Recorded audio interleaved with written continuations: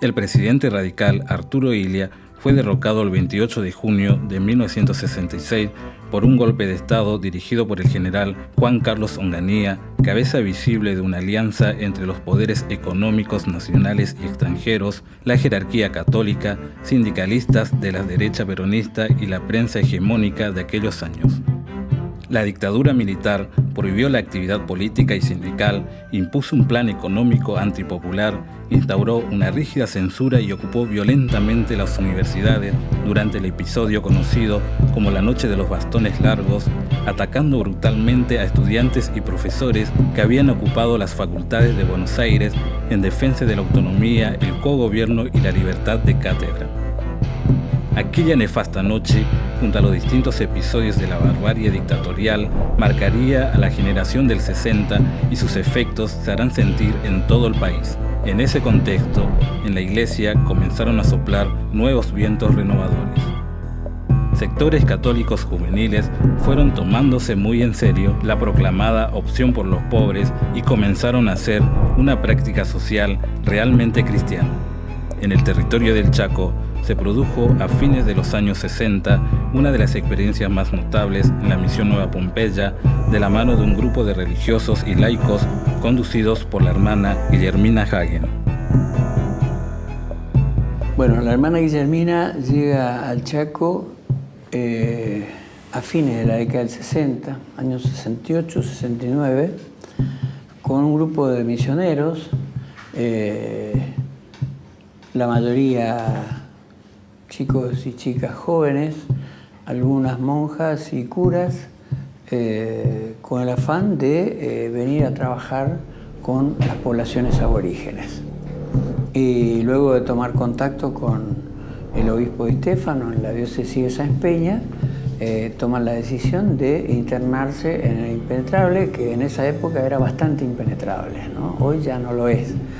Y se radican, se instalan en la vieja misión de Nueva Pompeya, que era una edificación construida por los jesuitas en el siglo pasado, ¿no es cierto?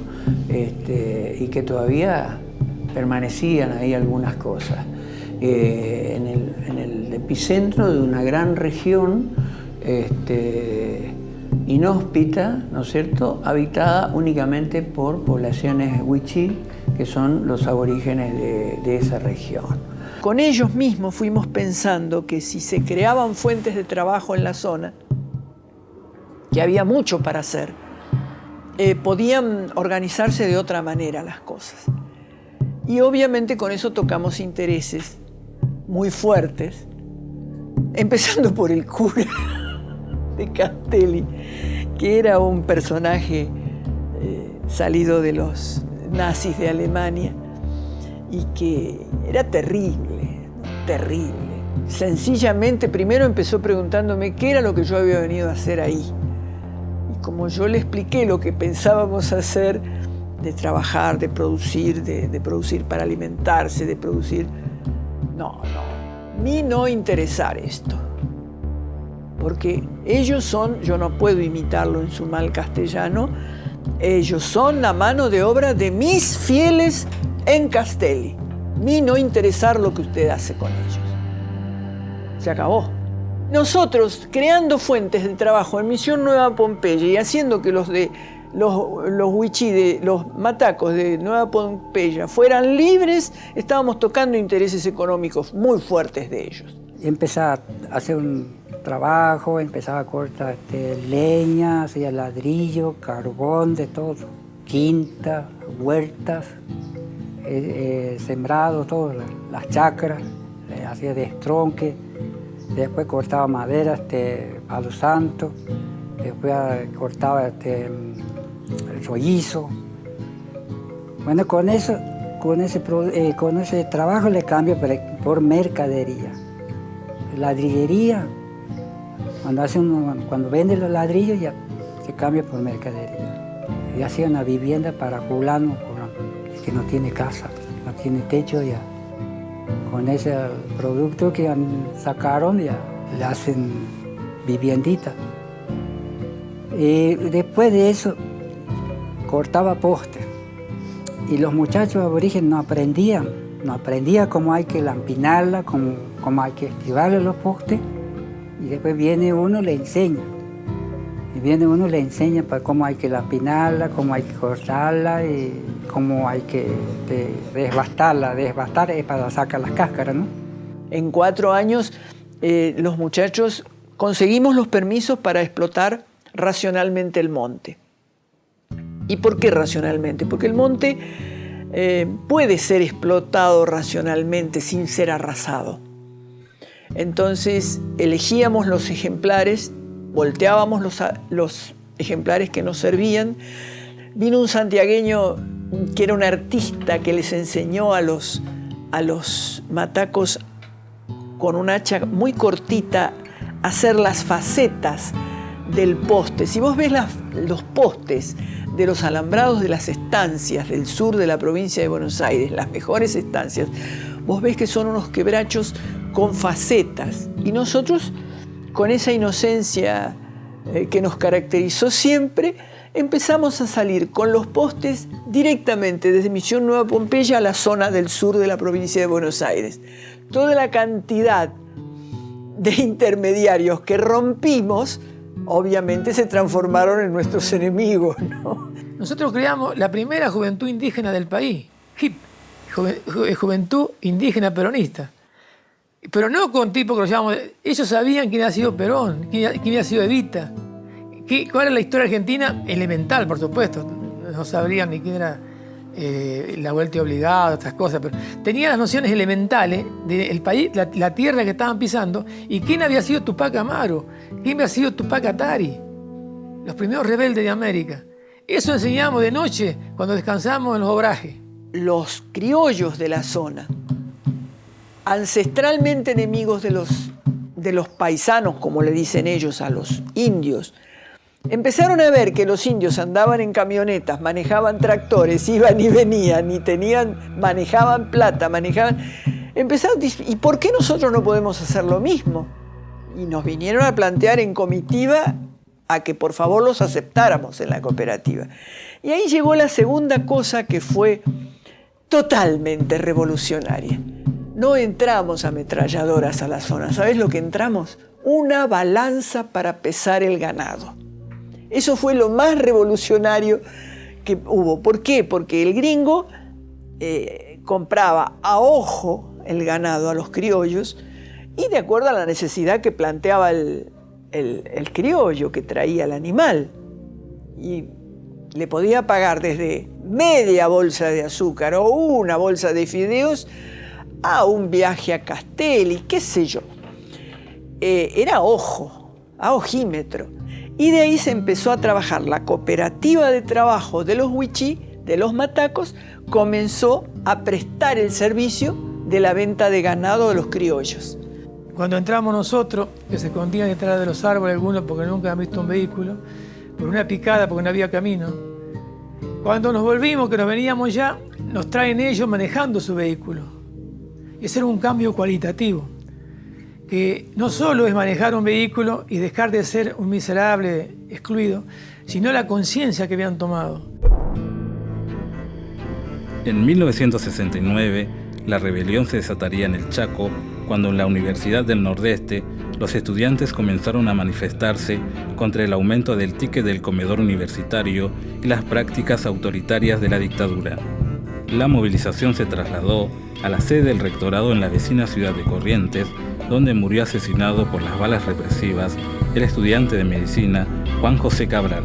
Se estaba encendiendo la mecha que explotaría en las grandes pobladas del Rosariazo y el Cordobazo.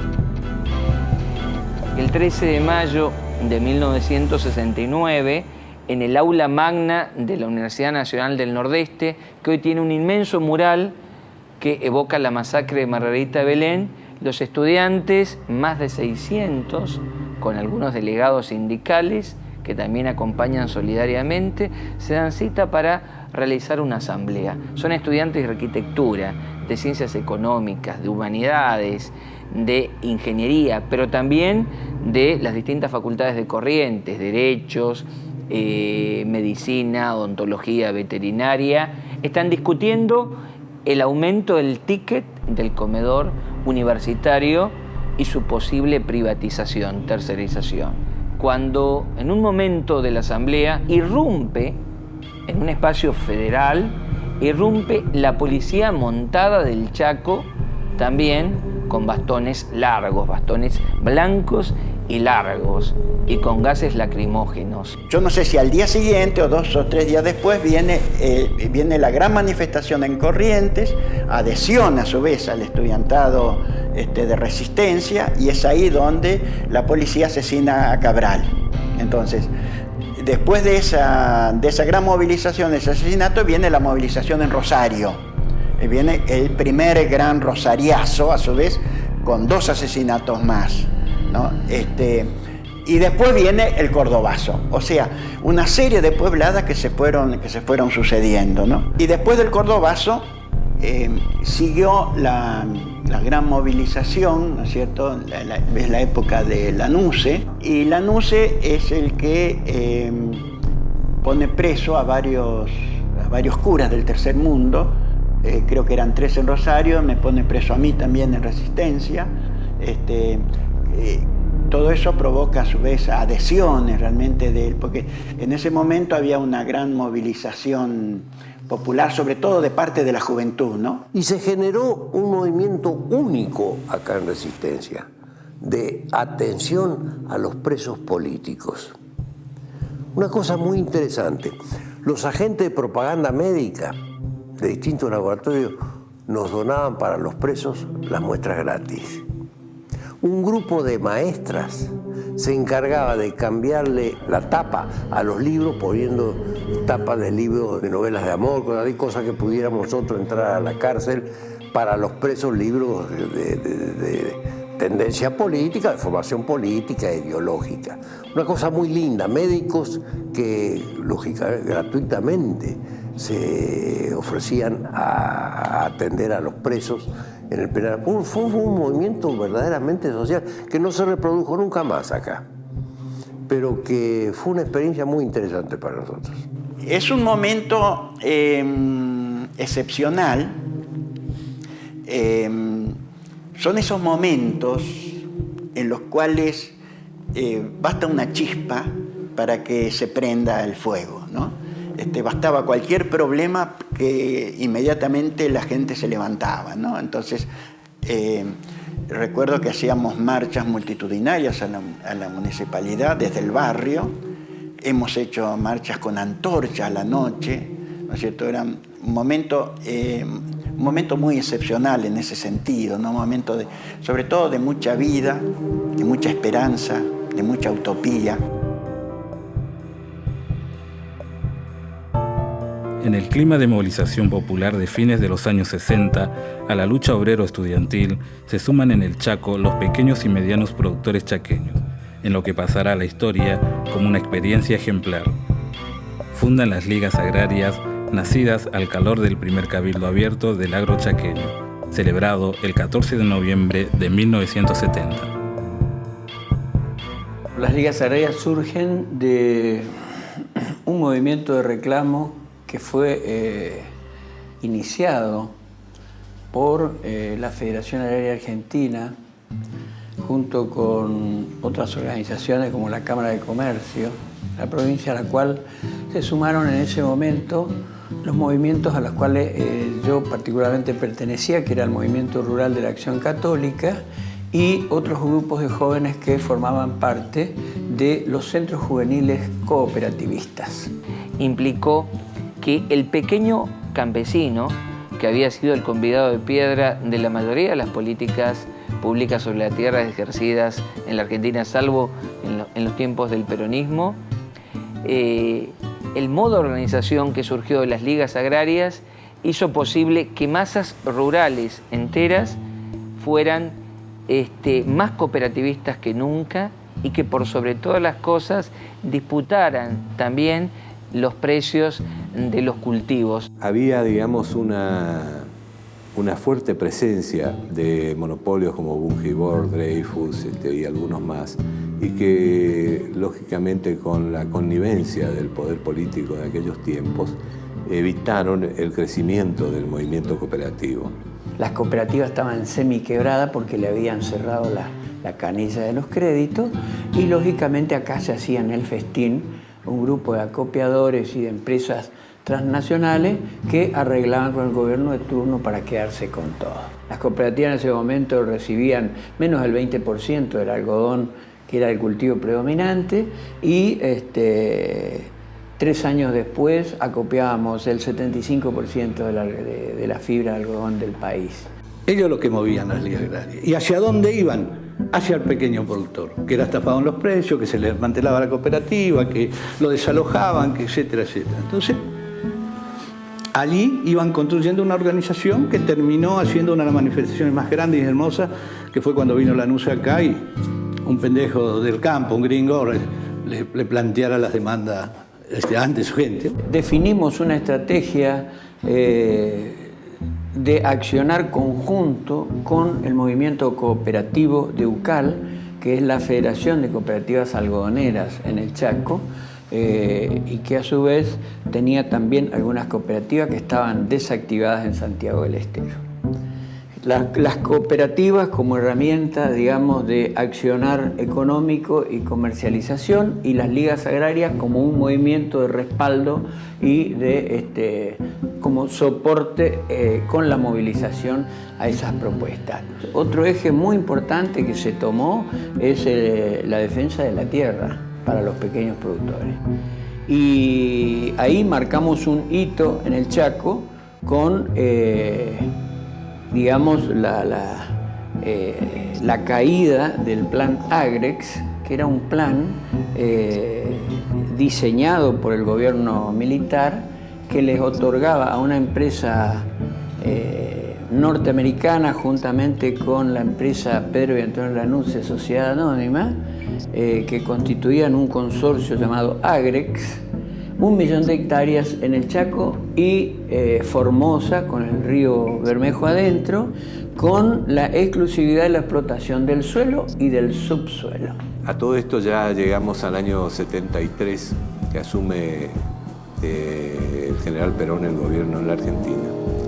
Y allí hay una muy conocida visita que hacen un grupo de productores de las ligas agrarias al presidente Perón, donde se consigue que las cooperativas puedan comenzar a exportar, que sean sujetos de crédito, y allí es donde el movimiento cooperativo chaqueño se transforma en una verdadera potencia, a punto tal de que cuando llega la dictadura, el 80% del Producto Bruto de la provincia del Chaco pasaba por la Unión de Cooperativas Algodoneras del Chaco. Esto es de una extraordinaria importancia para los pequeños y medianos productores, porque comenzaron a percibir que la organización y los logros obtenidos hacían que mejore su calidad de vida. El final de Misión Nueva Pompeya comienza cuando nosotros, en ese momento en que caemos presos, el proyecto desde Resistencia era directamente mandar una intervención provincial a la cooperativa y desbaratarla.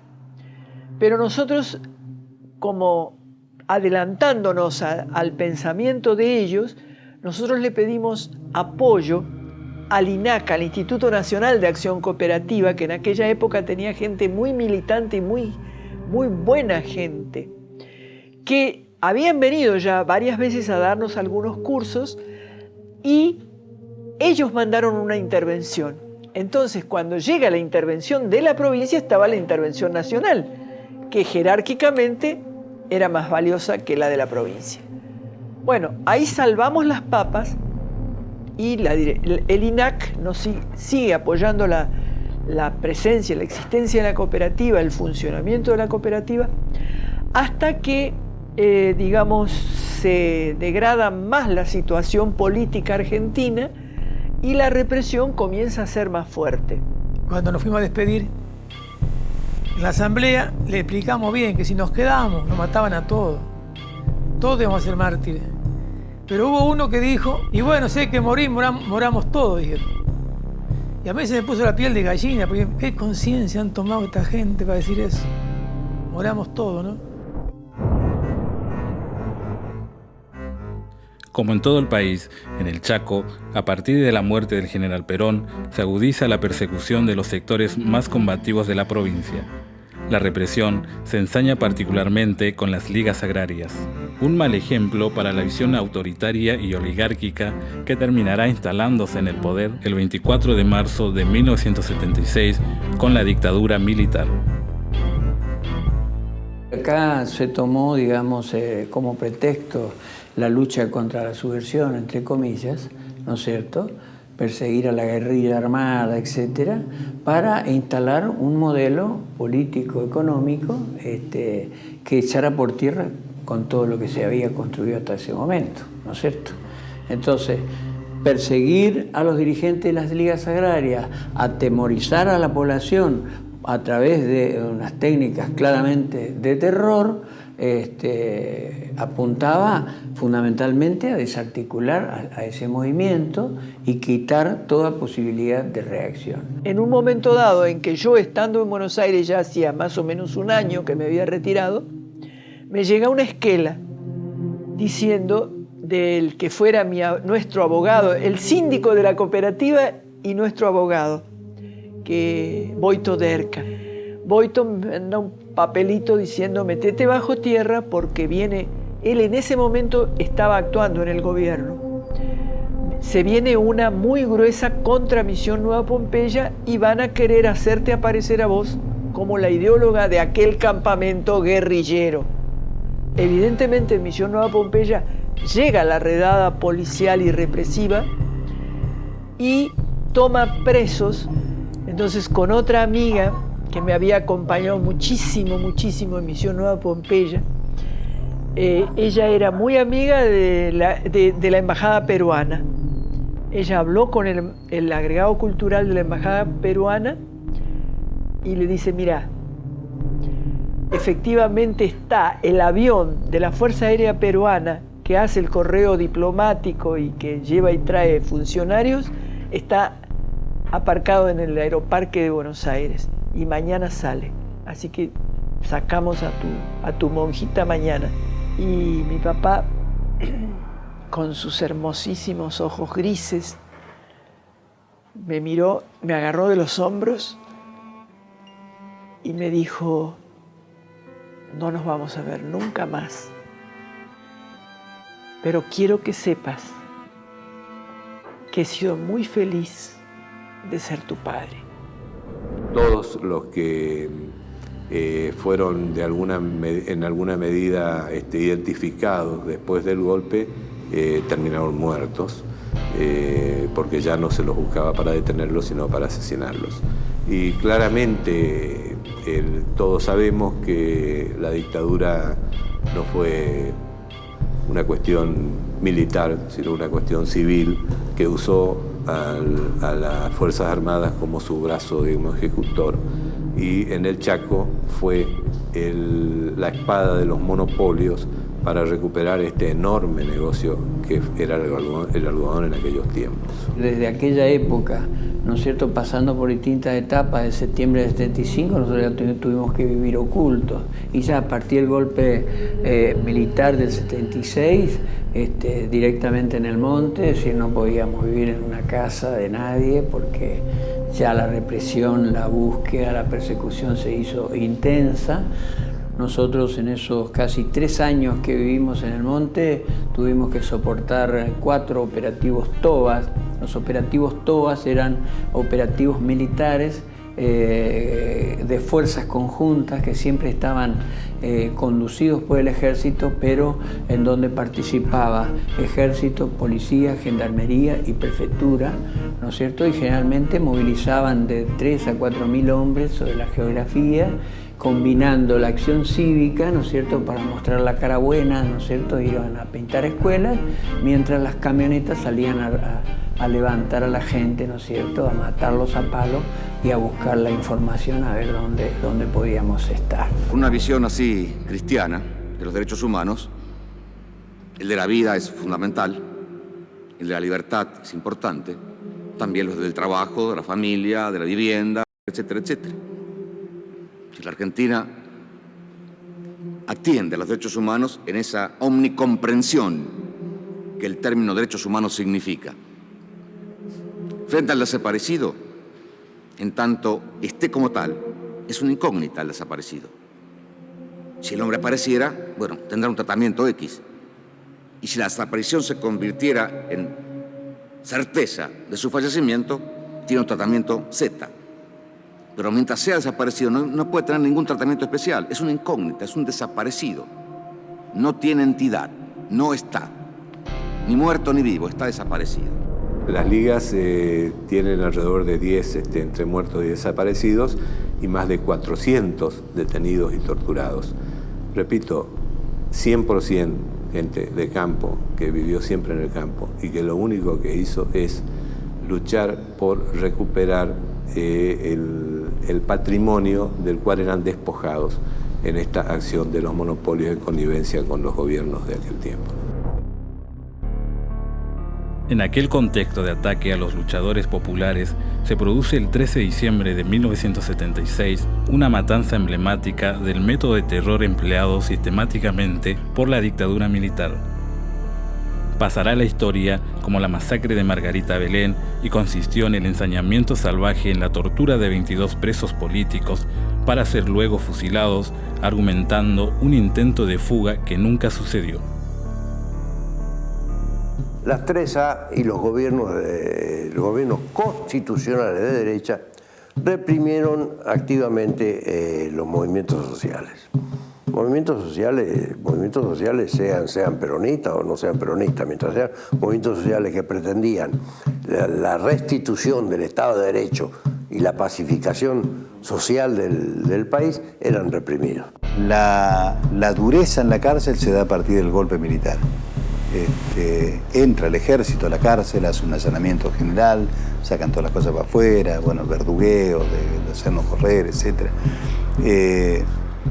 Y después con un cartel que colocan en cada uno de los pabellones, lo pegan, digamos, para que todos los presos lo puedan leer, firmada por, si mal no recuerdo, por Díaz Besone, que entonces era el comandante del segundo cuerpo, y donde en un bando militar, digamos, donde se decía que a partir del día de la fecha se prohibían las visitas, se prohibía la entrada de comida, la entrada de libros, de revistas. O sea, a partir de ese momento comenzó el aislamiento absoluto, digamos. En 1976 se produce en diciembre la matanza de un grupo de presos que estaban trasladándose desde el ejército, estaba bajo la custodia de esos presos, y el ejército estaba trasladando a los presos desde el penal de Resistencia hasta el penal de Formosa. Un domingo 12 de diciembre a la siesta, mucho calor. Yo estaba en el pabellón 1 de la U7, ¿no es cierto? Y en ese pabellón estaba el Flaco Sala y Parodio Campo, dos de los que sacaron. Y bueno, vino Casco, vino el de la Guardia Interna a decirnos que iba a haber un traslado.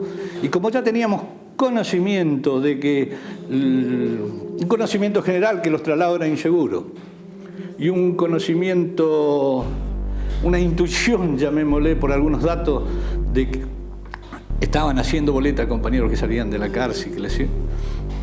Entonces hubo un intento de resistirnos. Bueno, y ahí Néstor lo que dice es que ya está, que en esta situación no podemos resistir más. Lo único que él quería era hablar, que lo alcemos, digamos, cuando bajemos, porque estábamos en la celda de vuelta de él, que quedaba arriba. Y se produce una cosa muy hondamente humana, digamos, porque Néstor en ese momento, que empiezan a llamar de otros pabellones, empiezan a gritar nombres, compañeros, sacan a fulano, lo están llamando a este. Enfrente habían llamado a Patricio Tierno, el Pato Tierno, Luis Barco, otro compañero que estaba enfrente. De nuestro pabellón llaman a Manuel Parodio Campo, además de Néstor. Y ahí Néstor se despide, digamos. Néstor habla muy fuerte, tenía un vozarrón importante, el flaco.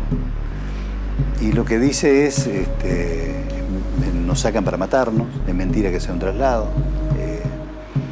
le pide a los compañeros que para que esto tenga validez se cuente.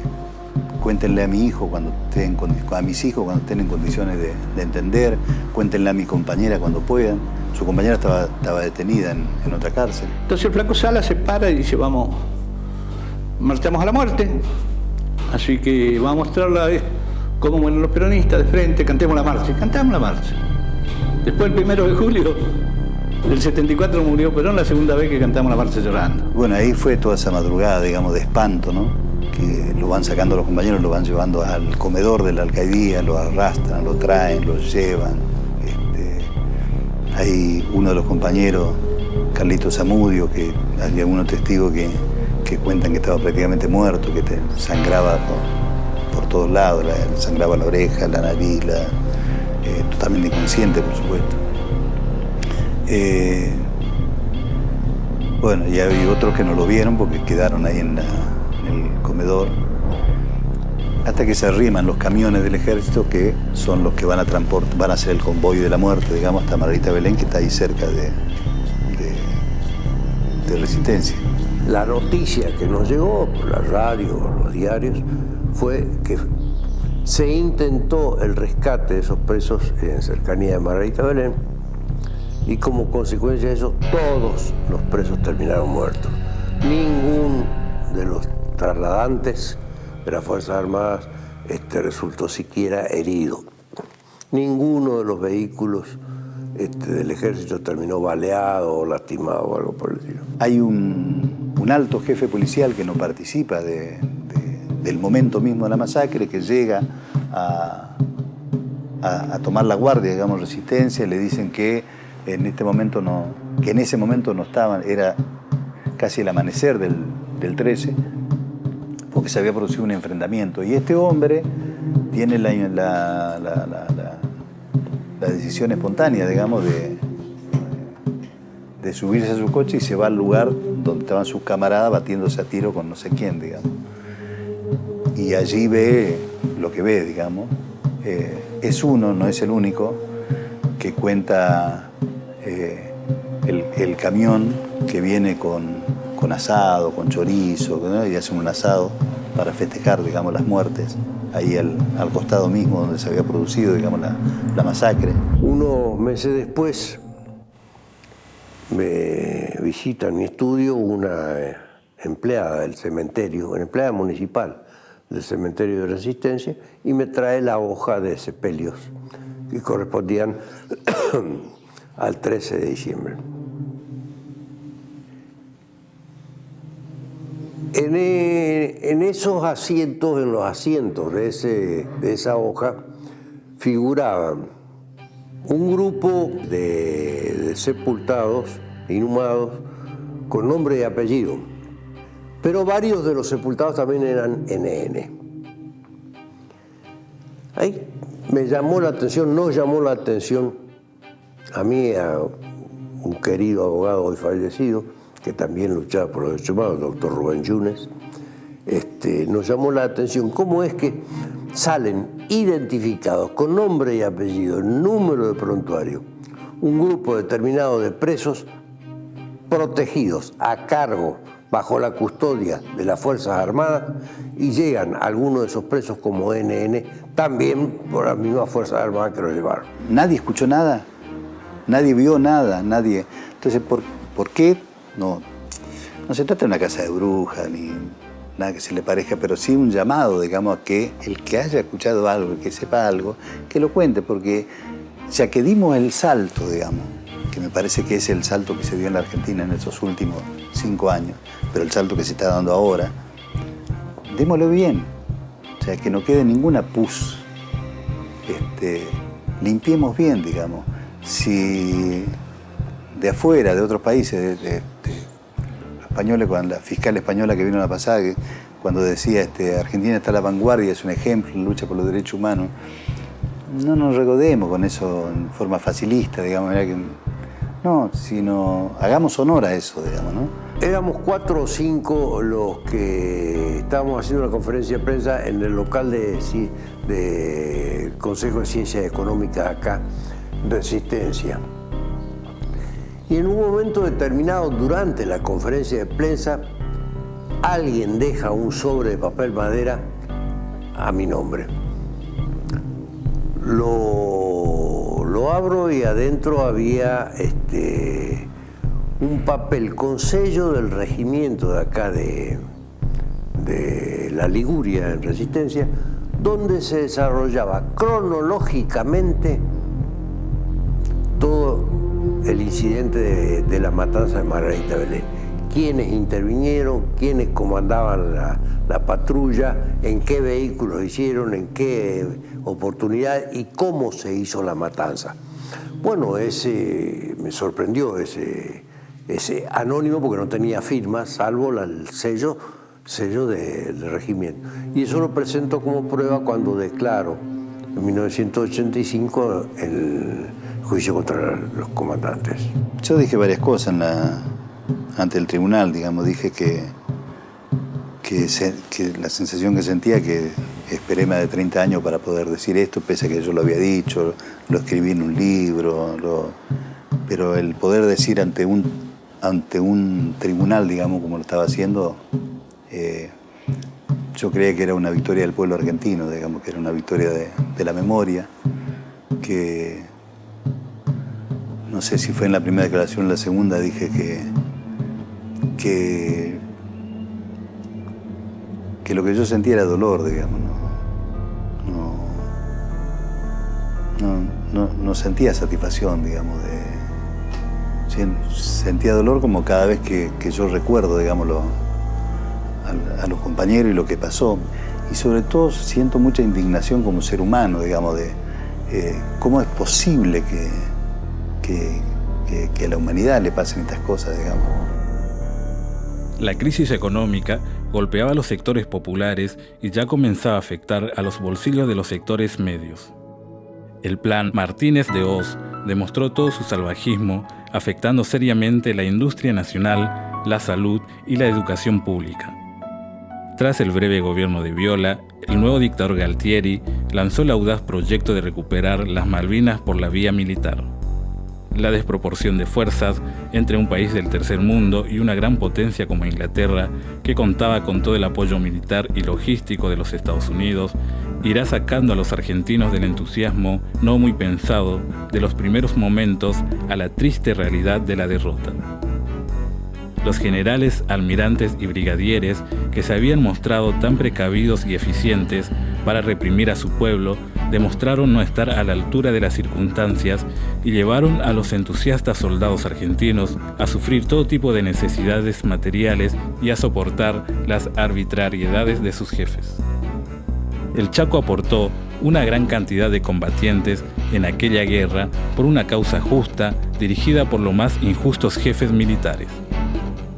A pesar de que yo soy de Marina, pero hay muchos compañeros de ejército, la mayoría de los excombatientes que están en el Chaco son de ejército. Prácticamente de Fuerza Aérea no hay. Marina es la segunda fuerza en números acá en el Chaco. Unos 20 días antes de que me toque mi sorteo, me llama la inteligencia naval y hay un grupo de oficiales de la inteligencia y me preguntaba si yo era hermano de Oscar Gallo, qué vínculo tenía, digamos, con los sectores peronistas y sobre todo con sectores, digamos, de la tendencia. Si yo, bueno, sabían el nombre de mis padres, mis abuelos y demás. El componente de la tropa, o sea, de los soldados, la mitad más o menos tenía algún familiar, pariente o lo que sea, metido dentro de la lucha subversiva, o que ellos creían que eran subversivos.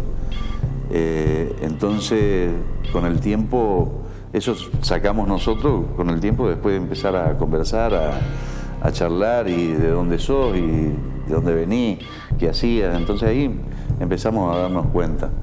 Ese lugar operó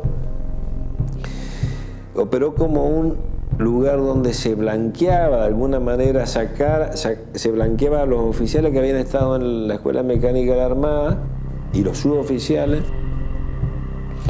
y a nosotros, que éramos los posibles gente peligrosa, lo sacábamos fuera, digamos, de una ciudad, por ejemplo, un lugar aislado, lejos de todo, donde los accesos solamente eran por buque o por el aire, porque por tierra era muy difícil. Que yo entiendo, digamos, de que no era más ni menos de lo que había pasado antes y que eran dos luchas diferentes, que se presentaban en dos escenarios diferentes, geográficos y de tiempo y demás, porque en realidad la esencia era la misma, ¿ves? En definitiva, los mismos militares, digamos, que secuestraron, torturaron, que truncaron de alguna manera una idea, una esperanza, digamos, un mundo más, un país más justo y demás, eran los mismos que no habían llegado allí y que habían fracasado también. La derrota de Malvinas significó el absoluto aislamiento internacional y el desprestigio absoluto a nivel nacional de la dictadura militar. Sin demasiadas alternativas, los genocidas comenzaron a planear su retirada, convocando a elecciones nacionales para entregarle al gobernante democrático que surgiera de las urnas una Argentina saqueada, endeudada y reformateada. La sociedad argentina vivirá el inicio del periodo democrático con una similar carga de esperanzas y demandas insatisfechas. Los años de la naciente democracia se desarrollarán en medio de la alegría y el entusiasmo por la recuperación de las libertades democráticas. Será una época marcada por los avances y retrocesos impuestos por la relación de fuerza entre un poder económico que apenas se había retirado estratégicamente del gobierno para seguir siendo el gran árbitro de la política y la economía de nuestro país.